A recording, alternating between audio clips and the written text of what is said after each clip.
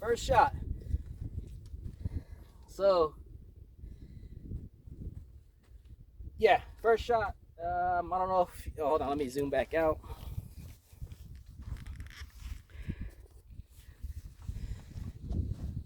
Not sure if you were able to see that I was actually standing and shooting on a little cant right there, but you should have heard it. You should have seen it 130 yards or so from right here.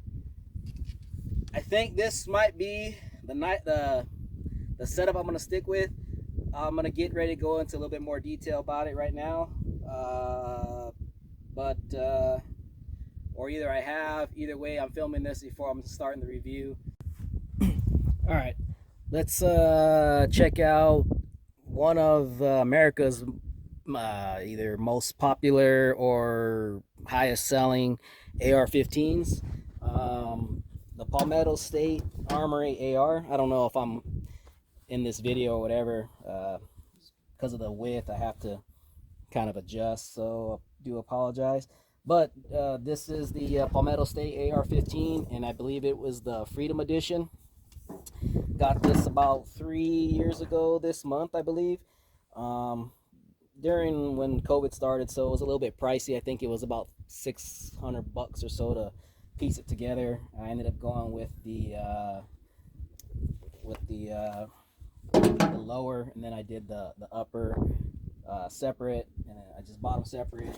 I think it was cheaper that way at the time, and then I just put them together when I got it. But so a few things that I did change. I had the Magpul furniture. I went ahead and swapped that out with the Hogue. I really like the feel and the attachments for the Hogue. For whatever reason, I don't remember. I don't know. I got a gift card from somebody for Christmas or something, and it just made sense to buy the Hogue. But I really like the Hogue.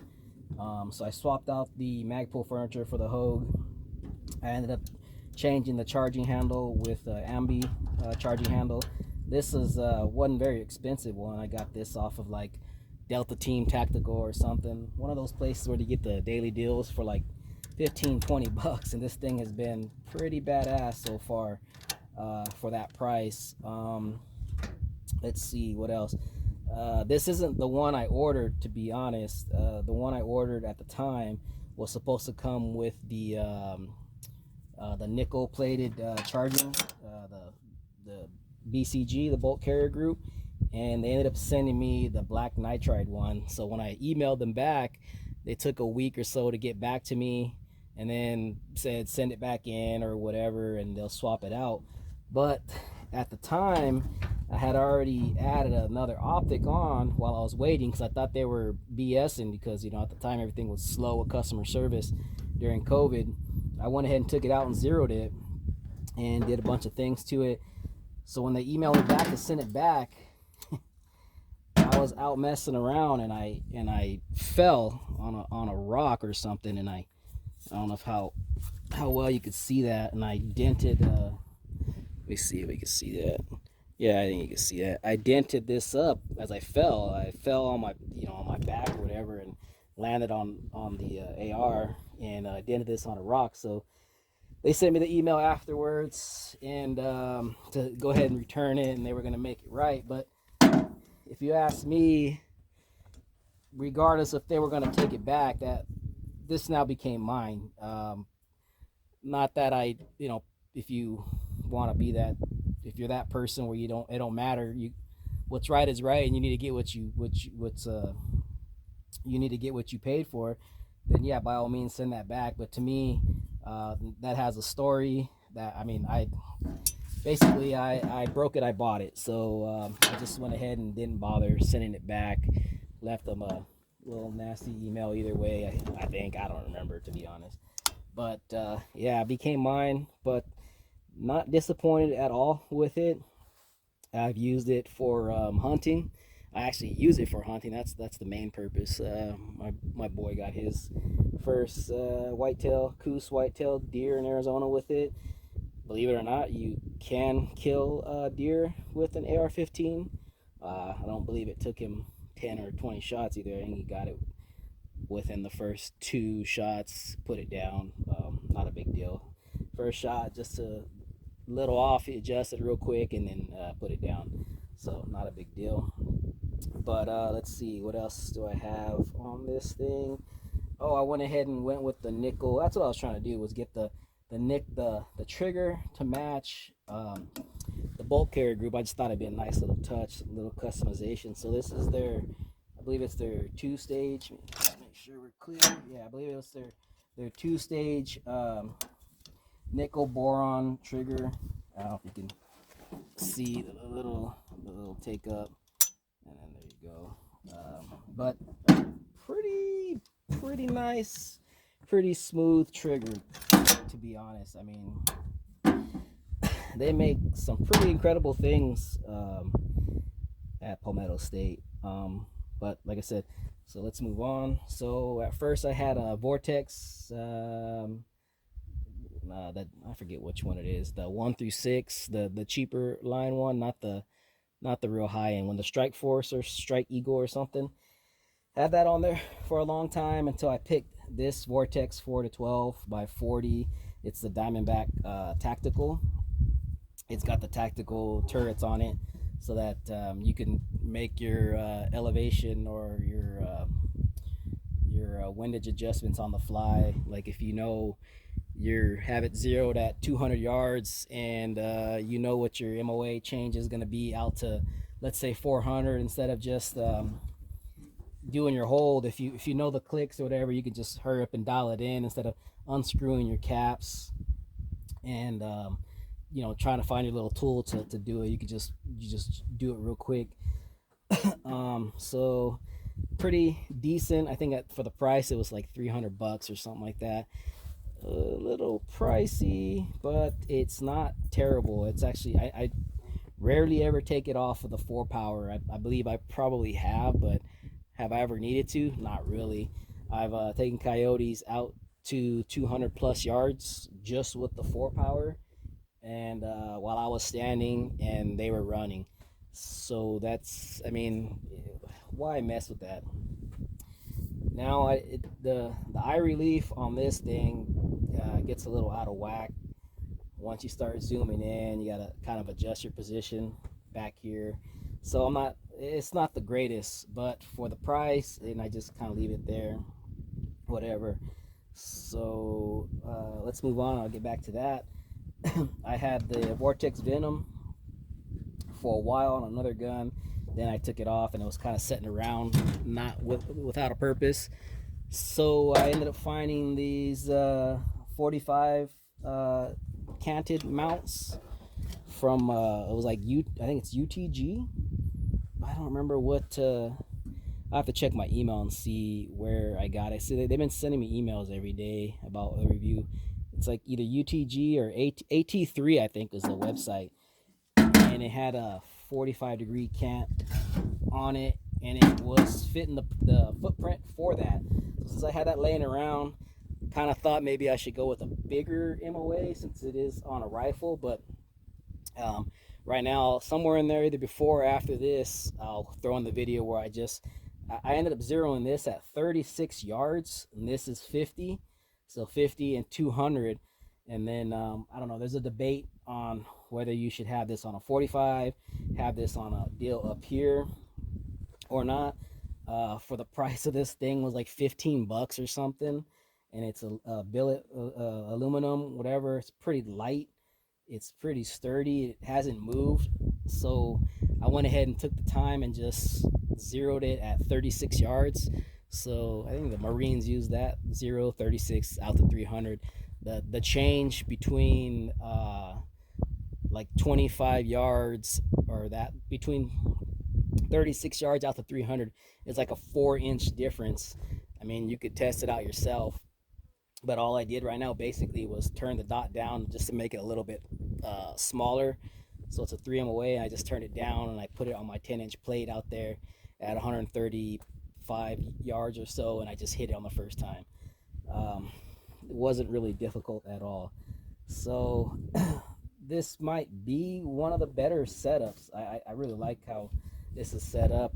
And all right, let's hold on. We'll get to that in a second. So other things I did add is this little rail on the bottom, and I attach my sticks, my legs for hunting on that. So, oh, and then this mount right here is a Hiram, Hidam, however you want to say it, and it was the proper tube size, and it was also on Amazon, I think, for like 30 some bucks, and it's been right on. So nothing is real expensive on this little setup. It's pretty budget friendly, even with the Flatline Tactical or Flatline Fiber Company sling. These are probably one of the better, if not the best slings around. They're so minimal. There's really not all kinds of junk on there to get cut up. I mean, I guess I could have cut this down and whatever, but usually I fold them up and tape them up just in case. But so far, this thing is pretty sturdy. The quality is freaking amazing. And they run like 80 bucks. I think I got them on a sale and a deal for getting two of them. So it came out to like 50 some, 60 bucks or whatever. So again, the things, so I've shot this out from real close all the way out to 400 yards, and I've gotten hits at 400 yards, and that was with the 1 through 6 Strike Eagle or whatever it was called. On this, I don't remember how far I've gotten out with it, but probably very similar. I'm not really going to shoot that far because it's a little hard to set up the camera and see the hits. But right now I'll set up a target and I'll do some quick stuff with that just to see if this is how it is with the up close stuff. Like I said, this isn't a big deal. I can kill out the 300 yards on an animal real easy. But what would I change if I had to change something is, since this is the way it is, and I never really go past the 400 or the 4 magnification, and I could probably easily get out to 400 yards with that, depending on the clarity. One day I think I'm gonna test that actually.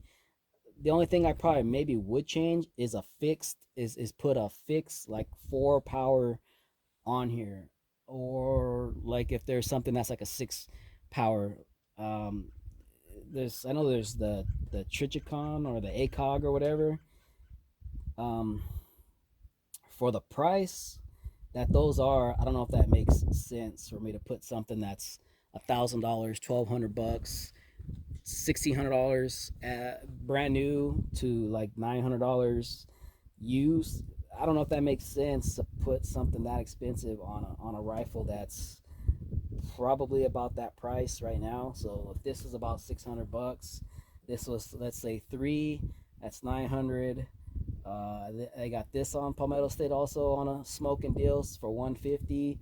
So we're over 1,000. So 1,100 if you count the mount and this. 1,100 bucks, 1,200 bucks. We're less than $1,300. So all in all, I'm less than 1,300 bucks in this AR the way it is set up, and that's at the time where prices were high to buy this. Right now you can buy this even cheaper for like under $500, I think. Put together, they're less than 500 bucks. And then you can get you if you want an ambi or whatever, get you little upgrades. But yeah, 1,300 bucks or so. Now I'm gonna take that money and put the same amount into that for just one optic. I don't know.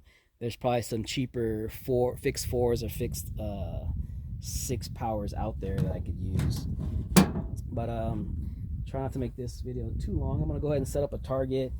I'll get back to shooting that still again, but let me just run a few things real fast and let's just see how it runs and go from there. Oh, another thing, check these guys out. Petroleum Jello, I think it's called Jello sauce.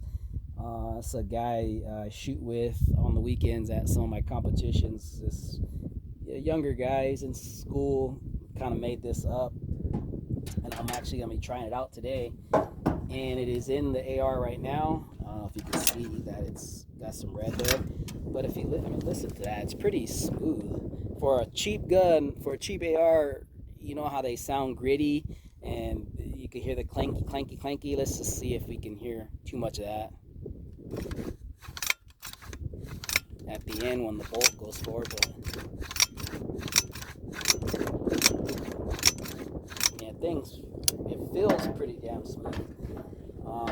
I went ahead and just cleaned it up last night and put that on there so I could try that out.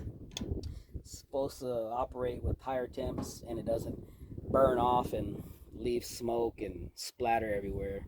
So I actually did shoot it a couple times right now, but yeah, so far it's pretty badass. It's like 15 bucks on their website, Jello Sauce. I got it within the week or so when they sent it. And it was like a 2-day shipping or whatever, but yeah, this is pretty cool so far. I put in my competition gun, but it is on this gun. It looks all clean right there. But yeah, let's run it a few times real fast. Basically just checking out that mount. We'll see if this is in fact a better you know, a real good setup. I think I really do like it so far. So let's go ahead and run a few deals through it, some mags or something, and then let's just check it out. All right, I went ahead and brought the timer out. You should be able to see myself, 2 targets. We'll keep it real simple, and like I said, I'll use the 45 offset with the Vortex Venom. And just thing about this is it doesn't get very bright, and that's what bothers me the most about it. But at this close, we're only about 5 yards or so. Let's just see how fast I can run it and if I can keep the shots. I'll keep it real simple, real quick. I'll just do 2 and 2, and then check the time, and then maybe I'll move on a 2-2 head box. But I got like 12 rounds in here. I got a spare. This is a nice thing about 511 stuff. This is their pants, their shoes, not the gloves, but they have a little compartment here for AR mags. So kind of comes in handy. And another good thing is sometimes you might want to wear gloves while you're running your AR for the heat and for manipulating your safety and all that stuff. While it starts hurting your fingers, you know, little tricks, you can just cut the index out and the thumb. I probably should cut the thumb out, but nonetheless, let's just get to it real quick and yeah, probably get this set up. Swim out real quick, load that up, swim back in, just make sure that's where I want the stock.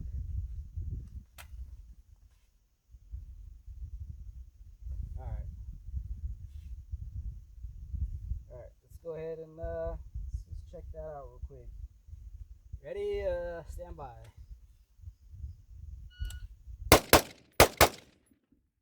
Alright, that was a 171 from the low ready, and if you can't see, we got 2 A-zone hits, so let's 171, 4 shots. Yeah, an 8-2, a 2-1, a 4-7 transition, which is slow, and a 2-1. So let's go. Let's see, I gotta keep in mind my offset right here. So from here to the barrel, to the bore barrel, whatever, my height over bore. At this distance, I'm gonna want to account for it. So anything in the head box is gonna be good, but I'm gonna try and keep it in the A. So I'm probably gonna have to get my dot closer to somewhere up here. So I'm gonna go 2, 2, 2, 2, and let's just see how quick I can get that. I mean, that's pretty decent. A 171 with 4 shots. I mean, where are we gonna argue about that distance is no good for this? Well, you're trying to make this an overall AR setup. So if you were in your house, your backyard, your front yard, I mean, what's the distance in your hallway, your bedroom, whatever? You just see, I just smoked 2 dudes put them in them in less than 2 seconds. So let's see if I can't hit these two dudes and then follow up with headshots. I don't know what the time's gonna be, so let's just see. Let me just get a little quick bang, bang, bang, bang, bang, bang. Okay, so let's just go. Let's just go 2, 2, 1, 1. Let's just see what that does. All right, ready? Stand by.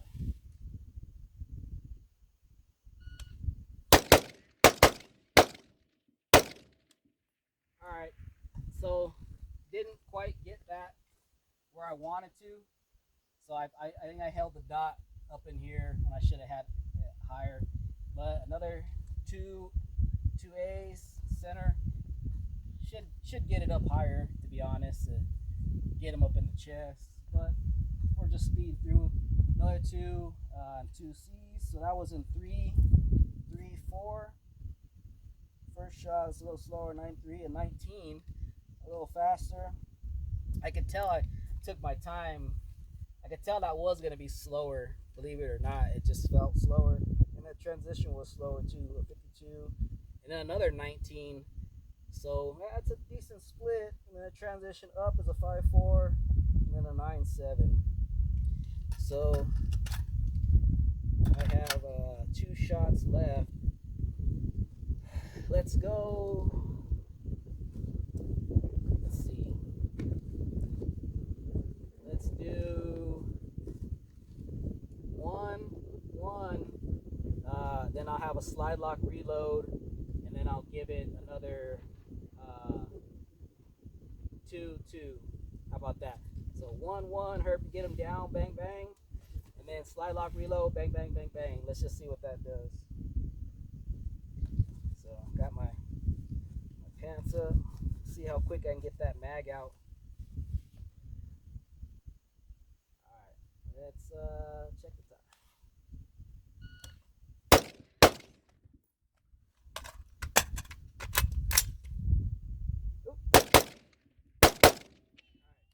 So there's the flaw in that. So a 9-1, a 5-0, a 5-3-2. So that may be a training issue for me. After I did the mandatory reload, when I got the rifle back up, I didn't come back up where I should have been. I came back up because I should have swam out this thing, and it should have did the reload. And then when I came back up, I came back like I'm used to, instead of coming back up right here. So that was what was that? At 8 seconds. So let's try that one more time. Let me get some more ammo in this one, and we'll try that one more time. So I think this. Let's just real quick though. What is the reality of you burning through whatever amount of ammo you have? If you have a 20 rounder, 30 rounder, or whatever, what is the chances you're gonna burn? You should have your mags topped off, but what is the chances you're gonna be in your house blowing through the 30 rounds? I mean, yeah, it can happen, but let's just try that again and see if I can remember. But either way, I still probably would have got hits on this, guys. But let me just top off real quick and we'll start over.